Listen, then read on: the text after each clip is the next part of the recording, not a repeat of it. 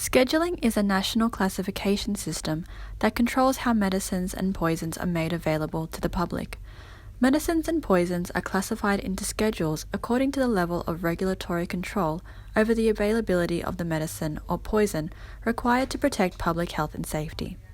As you'd expect, medicines with a lower safety risk are generally less rigidly controlled than medicines that have a higher safety risk.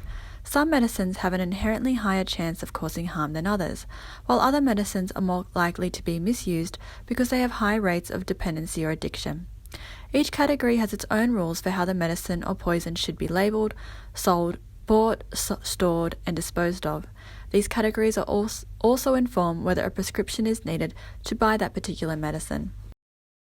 We're really concerned with Schedule 4, Appendix D medications, or S4D, and Scheduled 8 medications. So as you can see, I've already performed hand hygiene, introduced myself to the patient, explained the procedure, and gained consent. I also explained the potential side effects of the medication, and now I'm at the drug cupboard with a second nurse. We're going to sign out an S4D medication together because that's the medication for this week in the scenario.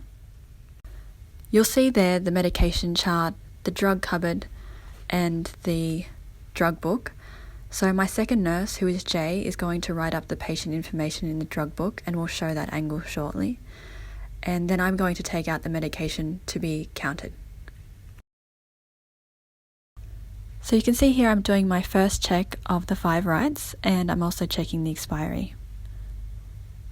What I've got here is something to help count how many tablets there are when the tablets aren't individually packed in a foil wrapper. This is going to allow a faster way and cleaner way of counting the medications, and this is what we have in the labs at uni. So I'm just counting the number of rows, 1, 2, 3, 4, 5.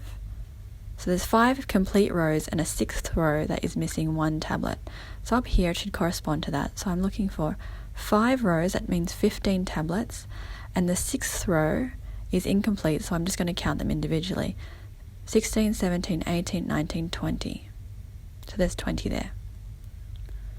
You can place that back cleanly into the container in order to do the dispensing and second check of the medication.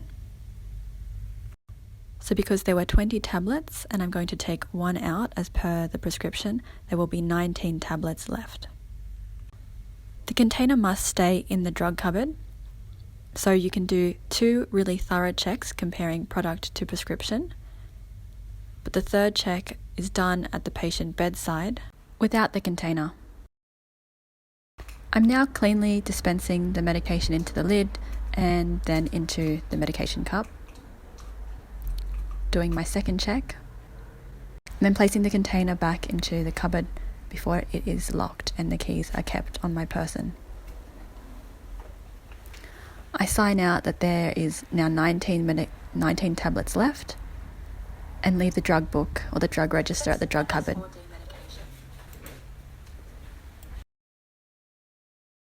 If it's an S4D medication, it is just the nurse who checked out the medication that goes to the patient bedside.